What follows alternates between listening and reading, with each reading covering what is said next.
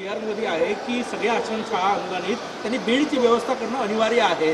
तुम्ही आदेश देणार का, नाही कारवाई करणार का त्या संस्थांवर? 2004च्या शासन निर्णयाच्या अनुषंगाने प्रत्येक विद्यार्थ्याप्रती जो निधी दिला जातो त्या निधीच्या अधीन राहून त्यांना बेडची व्यवस्था करणं अनिवार्य होतं। आम्ही अनुदान दिलेलं आहे।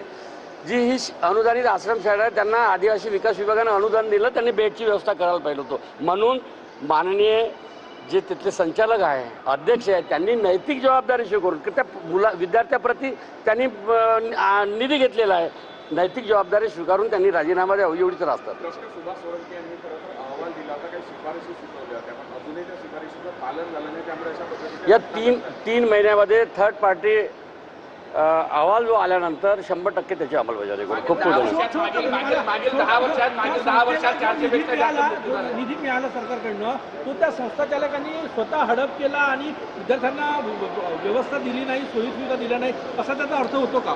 आणि त्यांना आदिवासींचं शत्रू म्हणायचं का? आणि मागील 10 वर्षात 400 पेक्षा जास्त मृत्यू झाल्याचे दावे समोर येतात। अनुदानित आश्रमशाळा चालवणारे जे अध्यक्ष आहे, संचालक आहे, त्यांना हा प्रश्न विचारला तर उत्तम होईल। कारण आपण आदिवासी आहात, जनजाती समाजाचे आहात, आपण अनुदानित आश्रमशाळा तर तुमच्या शाळेमध्ये शिकणारे, अनुदानित आश्रमशाळेत शिकणारे विद्यार्थी आदिवासी आहे, तर त्याबद्दल तुम्ही या निधीचं काय केलं याच्याबद्दल तुम्ही त्यांना प्रश्न विचारलं योग्य।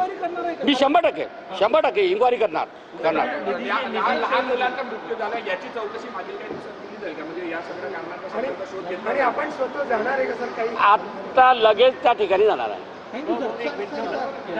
आश्रम संचालकांवर गुन्हा दाखल त्यांनी निधीचा आभार केला। 4 दिवसात सांगतो मी हा विषय। 4 दिवसात काल पालकमंत्री म्हणले की आम्ही फौजदारी कारवाई होणार आहे, त्याबाबत चाचपणी सुरू झाली का? नंतर भेट झाल्यावर सांगतो। मागील काही दिवसात मृत्यू झाले त्याची चौकशी होणार आहे का?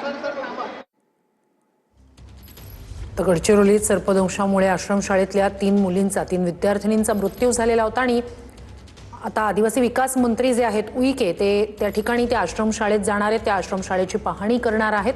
एक मुलगी जिला एअरलिफ्ट करून नागपूरमध्ये आणण्यात आलेलं होतं, तिची प्रकृती आता स्थिर धोक्याबाहेर असल्याची माहिती मिळते। मात्र या संपूर्ण प्रकरणी अनुदान देण्यात आलेलं होतं, त्यांनी बेडची व्यवस्था करायला हवी होती असं उईके यांनी म्हटलंय।